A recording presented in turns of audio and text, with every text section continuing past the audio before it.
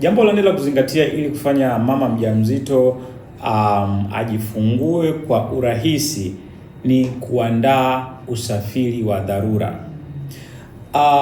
Unajua, kwa mfano kwa mfano kwa kipindi cha zamani ilikuwa kwamba mama anashikwa na uchungu lakini bado anapaswa kutembea kwenda hospitali. Ilikuwa ni jambo ambalo ni la hatari sana. Wachache ambao walikuwa wanabahatika walikuwa wanapakiwa kwenye baisikeli, ambayo nayo sio salama sana. Kwa hiyo kwa sasa hivi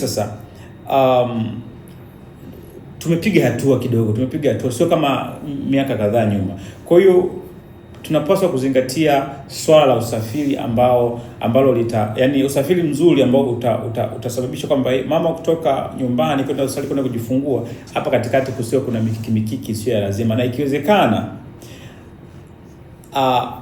siku zikishakaribia aondoke kabisa, aende hospitali kabla, yani uchungu uende ukamkutie huko hospitali. Yani asitoke kwamba yuko nyumbani ndo uchungu umemshika ndo unaanza kukimbizana kutafuta bodaboda, sio kutafuta nini. Of course ni sawa, labda kama kwa mfano siku hizi kuna bajaji, kuna hivyo, lakini ni jambo ambalo linatakiwa liandaliwe mapema. Usafiri uandaliwe mapema, ikitokea kwamba mama akianza kujifungua, msianze kukimbizana tena na mambo ya usafiri. Unaweza mkahatarisha afya ya mama na mtoto.